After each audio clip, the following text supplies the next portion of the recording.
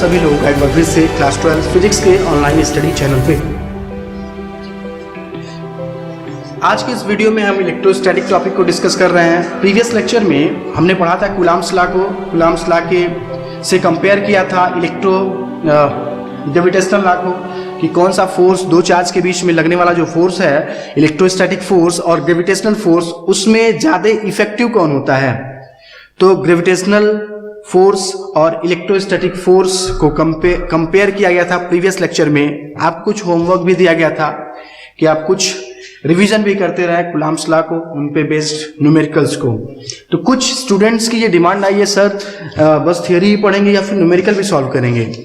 तो न्यूमेरिकल भी सॉल्व कराया जाएगा जैसे ही कोई एक टॉपिक कंप्लीट होता है न्यूमेरिकल वाला। अभी तक तो बस थियरी वाले टॉपिक आप लोगों ने पढ़ा है, बस न्यूमेरिकल का एक बेसिक सा टॉपिक आपने पढ़ा है कि चार्ज का quantization Q is equal to NE। आपने एक फार्मूला निकाला है वहां से, Q is equal to NE। अगर किसी भी पदार्थ पे N इलेक्ट्रॉन हो तो उस पे कुल कितना आवेश होगा, उसके बारे में एक फार्मूला ये पढ़ा आपने। दूसरा फार्मूला जो निकल के सामने आया था कि दो चार्ज जब किसी मीडियम में r डिस्टेंस पे रखे जाते हो तो दोनों के बीच लगने वाला इलेक्ट्रोस्टैटिक फोर्स, उसके बारे में पढ़ा था 1/4πε0 Q1 Q2/r²। तो आपने अभी बस दो फार्मूले को डिस्कस किया हुआ है। तो जो भी न्यूमेरिकल्स अभी सॉल्व कराए जाएंगे बस इन्हीं दो पे बेस्ड होंगे। तो एक न्यूमेरिकल सॉल्व करते हैं इस Q is equal to NE वाले फार्मूले पे। प्रीवियस लेक्चर में आपसे एक क्वेश्चन पूछा गया था कि अगर कोई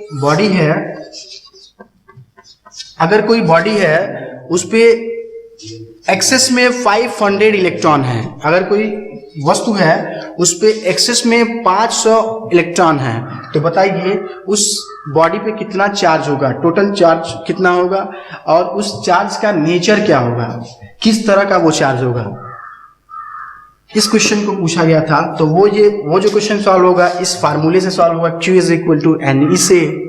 आप देख पा रहे हैं कि नंबर ऑफ इलेक्ट्रॉन कितने हैं उस बॉडी पे।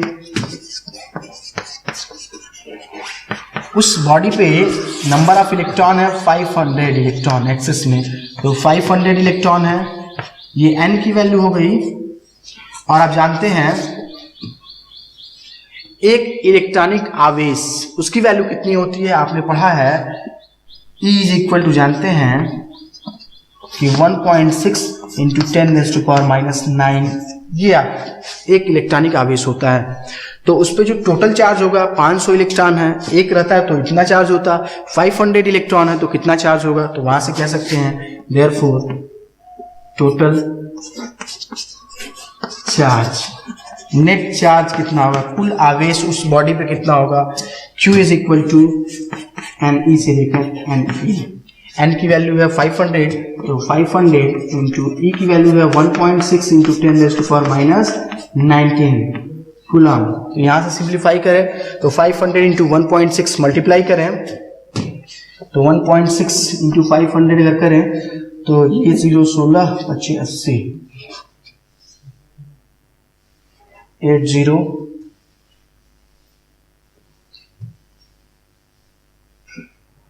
800 इंटू 10⁻⁹ कूलम। थोड़ा सा और सिंप्लीफाई करें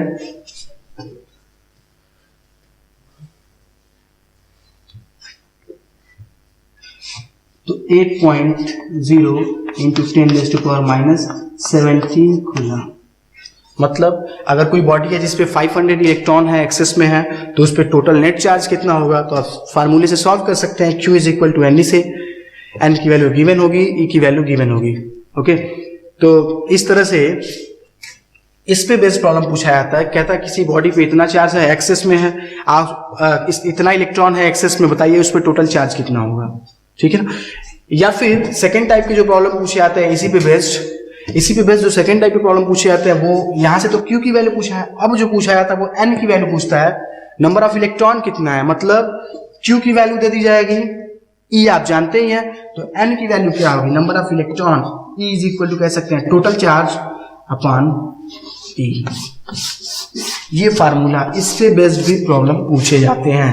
जैसे आपके NCERT के क्वेश्चन नंबर 3 पर एक प्रॉब्लम दे रखा है कि ऊन से रगड़े जाने पर कोई पॉलीथीन का टुकड़ा क्या कहा है क्वेश्चन नंबर 3 कि ऊन से रगड़े जाने पर कोई पॉलीथीन का टुकड़ा 3.3 इंटू 10⁻⁻7